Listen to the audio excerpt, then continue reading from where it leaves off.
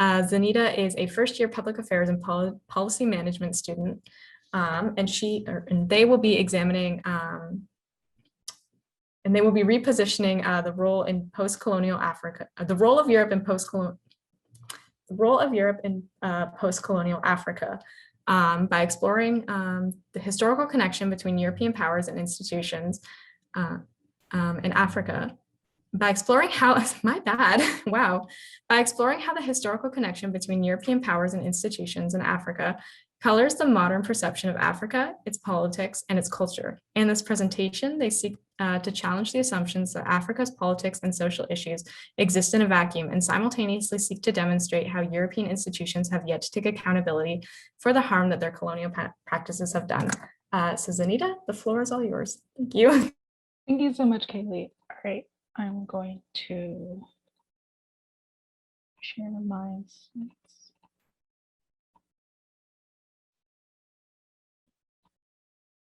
Okay, is this visible?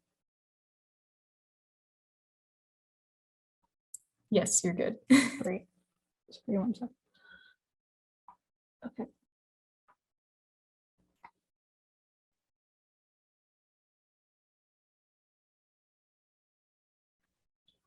All right, hi everyone. So my name is Zaneta Wilkinson, and today I will be presenting my talk titled "The Plight of Africa is Caused by the West." This is mainly based on a lot of research that I did in grade 12 in high school. This was kind of like the time period where I started to connect a lot with my Blackness, with my African roots, even though I'm so disconnected from them through slavery and whatnot. It's still such a big part of me and my family's history that this part of me just really came out in high school. And I wanted to share this through my research and my interest in history in general. So things such as poverty, conflict, corruption, and disease, these are a few of many words that often come to mind when people think of Africa in general. Africans have often been blamed for their own misfortunes and has been seen as forever incapable of competing with the rest of the world, let alone of governing themselves. However, what many people don't acknowledge is that Europe is actually largely to blame for Africa's plight, even if their actions were not intentionally to do so. Sometimes they actually were, but other times their intentional efforts in order to colonize Africa, particularly sub-Saharan Africa, have led to the present day situation of this continent. So I think that it's really important for everyone, but especially history students, to examine the West's role in the current state of affairs in the global South. A lot of people, they still argue to this day that colonization, they changes countries for the better, such as through increased education or money or access to services. However, we have to acknowledge that these were not done for the benefit of the locals. This was not a benevolent practice, but rather was ultimately for the European powers' self-interests. We also have to re-examine our views of world organizations, such as the United Nations, as we often see them as always benevolent or well-intended, but they actually have not been many times, particularly in the case of South America and Africa. There are also various historical events aside from, for example, the Rwandan genocide, where world organizations have intentionally chosen not to step in when African populations were in trouble. Africa's reputation as a war-stricken continent can also be linked back to the consequences of European colonization. So without further ado, we will get into my general points. So there are a lot of things I could say that Europe has caused, whether intentionally or not intentionally, but the main areas that I explored are Africa's issues of poverty and their sluggish economies, the displacement and reduction of peoples in Africa, and a lot of the major civil and interstate conflicts. So firstly, we're going to discuss poverty, slow growing economies, or even declining economies. So overall, through history, we can see that from the 16th century onwards, Europe set up an economic structure that made Africa very dependent on the West. Firstly, we examined the force of Western education. Commonly, as I mentioned before, colonization has been praised for its positive effects that it educated the people of the global South, like Africa. this was true, they did receive an education, but it was not intended to be beneficial for the locals. It was very rooted in European rather than African culture, and usually literary or theory based. So a lot of the education was aimed at training clerks or interpreters or artisans in order to aid the colonial powers' conquests, in order to exploit Africa's resources. They were not encouraged and barred from learning skills or knowledge that would engage them in like manufacturing processes or allow them to become doctors, lawyers, engineers, etc. As well, we can really see after Europe gained a larger control of Africa, particularly in the late 19th century, early 20th century, we can see that there's been a transition from production of goods for local use, so for the African communities to consume for themselves, and instead they've been used as a place of production for the international market. So a lot of the skills and industries, they were rearranged and repurposed to benefit the colonial powers. They were not permitted to produce for their own needs, but rather forced to service factories for the Europeans. They were used almost as a market opportunity for manufactured European goods because everyone in Europe had already purchased everything they produced in Europe. So now with Africa, they had a new area of demand in order to buy their products in exchange for goods such as like agricultural goods. And this also ties into my next point, which is that there was a lack of community investment. So again, these resources were being depleted and they were exported rather than being focused on the local community. So before farms, they would have a variety of goods. The people in Africa, they would produce things that they wanted to eat that they thought would be good. But now all these plots of lands were repurposed by the Europeans to produce like large scale farms or one type of good, and probably neglecting or completely getting rid of productions of some other goods, which local Africans would benefit from, but because the West didn't want them, they weren't producing them. So these economies, they often could not advance because these profits were gained by Europe and they were not invested in Africa, but rather the European countries. And unlike countries with more equitable relationships with Europe, namely like East Asia, so Japan, China, there was the absence of economic effects such as the accelerator or multiplier effects, which basically say that investment into a country will determine like better growth for it. So money was not going back into the place where these things were being produced, and so the economy was not growing. And Africans thus have become heavily reliant on European imports rather than their own goods productions and ethics.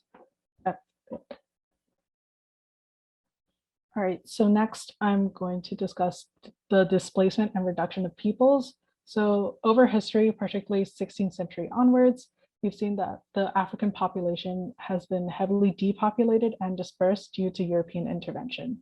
One of the main events that have happened in history is the transatlantic slave trade. Millions of Africans were taken from the west coast of Africa to work in the Americas as slaves. This resulted in the deaths of many people and the creation of an unwilling African diaspora across the world. Also in World War I and World War II, most African countries were considered colonies at this point, thanks to the Berlin Conference. And so there was a lot of forced conscription and labor camps that emerged during this time, again, resulting in countless deaths because of the exploitation, the hard and grueling work conditions, lack of food, nutrition, disease prevention, etc. For example, in World War I, the French controlled colonies in Africa, they contributed over 450,000 troops to the cause overall, and these are mostly gained through conscription, and they were purposely actually assigned to the most fatal campaigns to be used as cannon fodder. They were meant to be used as the front line to stall so that they could get the European troops who they valued more than the Africans in order to fight against the Germans. There was also a lot of lack of support from international organizations. So namely, in my research, I've looked into the World Health Organization. This emerged after World War II with the United Nations. So Africa's health situation at this time was incredibly dire, but the European powers who had their colonies in Africa, They were afraid that international aid from the World Health Organization would also invite criticism of their colonial systems in the countries. So they did everything in their power, because they had a lot of influence in the United Nations, in order to prevent the WHO from operating on African soil. They actually stopped the WHO from establishing a regional branch in the area until 1952, even though area branches had appeared across the rest of the world. And by the time that it was installed, many of the funds had already been going to other areas. So there was just very little that could have been given to Africa. As a result, there were a lot of suffering and deaths from very preventable diseases that could have been prevented if not for European intervention. And finally, for this point, there was a lot of displacement of peoples across Africa, like within the continent, through the scramble for Africa. So this is a term given by historians to describe how the continent was partitioned into its current borders that we see today through the Berlin Conference in 1884. So it's widely known by historians that these borders were not drawn strategically in a sense. They were more just arbitrary lines on a map, kind of drawn, saying, almost in terms of like who wanted what. So this random partitioning of Africa caused the displacement of many African peoples across the continent.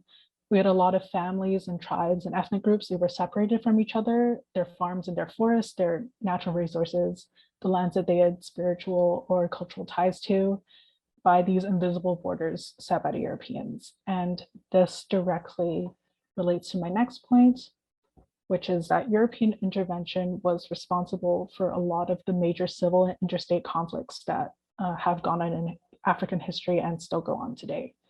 So the scramble of Africa, as I mentioned, it displaced a lot of ethnic groups.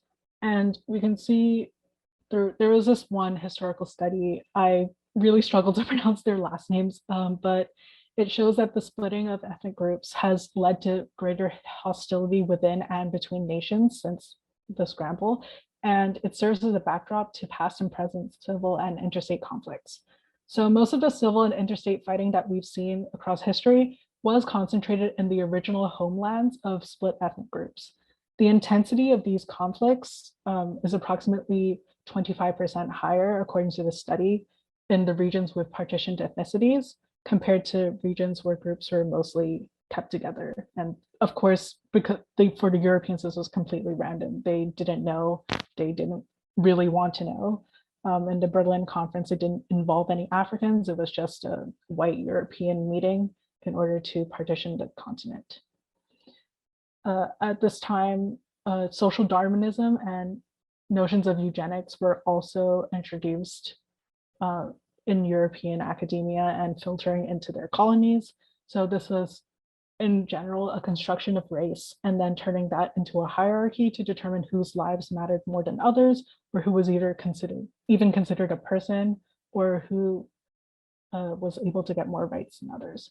So in order to tie these together, I like to look at the Rwandan genocide of 1994 and just kind of look at the backdrop of that and how European intervention had led to the events of the genocide. So when Rwanda was constructed in the Berlin Conference, it was primarily composed of two ethnic groups. So the Hutus, they were overwhelming majority, and the Tutsis. So like many others in Africa, these groups were once separated, but they were displaced from their original territories and then grouped together through this Berlin Conference. So unbeknownst to the Europeans, because they didn't consult the Africans whatsoever, there were already a lot of tensions between the Hutus and the Tutsis, and then being forced to form one nation and then being pushed into the same type of living area only made things worse. So after World War I, Rwanda was claimed by Belgium. And then at this time, social Darwinism was at its peak, and one branch believed in the superiority of a quote unquote Hamitic race. So this was a race of people, Africans, people who are in Africa, but they have Caucasian ancestors. And then they were meant to be superior over the inferior quote unquote Negroids. So Belgian social scientists had determined that the Tutsis were more civilized and more Hamitic, and thus more European than the Hutus.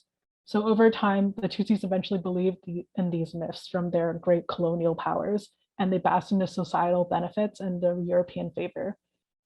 So in 1962, Rwanda was granted independence, but Belgium left behind its firmly institutionalized racial identities and tensions that had since resulted in the atrocities committed over 30 years later during the Rwandan genocide in 1994. So in the media at this time, the Tutsis were often blamed for Rwanda's political, economic, and social problems by the Hutus because they were hoarding all the wealth because of the European favor that had been given to them based on their so-called European genes. And in fact, they weren't aware that these were all legacies of Belgian colonization. And unfortunately, during the genocide, over 800,000 Tutsis were killed, which is almost a tenth of Rwanda's population. And all of this violence had culminated after a long and arduous history with European intervention. So of course, we don't want to end on a dark note. We want to say what's next for Africa and for how do we take this history and how do we move forward with it. So in 1999, the nations of Africa came together and they established the African Union. They modeled this after the European Union, which is basically just representatives from each country in Africa that will come together to solve problems and work on things together, provide aid, etc. So they abide by the principle that they are an integrated and prosperous and peaceful Africa, driven by its own citizens and representing a dynamic force in the global arena. So their aim is to take control of their own narrative and use history in order to position itself and slowly work away from its dependence on Europe. So ultimately, helping African nations to solve these problems that they're facing a lot, it requires a lot of large-scale efforts and understanding of the root causes. It's not something that any individual person can work on, but developing an understanding of the historical relationship between Europe and Africa, it will help in learning the truth behind Africa's current state. And so this will help us to tackle the root issues and then hopefully be able to provide better life for these people. So as Western nations, they begin to acknowledge the part that they played in some of the world's greatest devastations. More appropriate solutions and reparations can be provided to Africa, a continent who I feel has suffered enough in history. Thank you for listening. Does anyone have questions?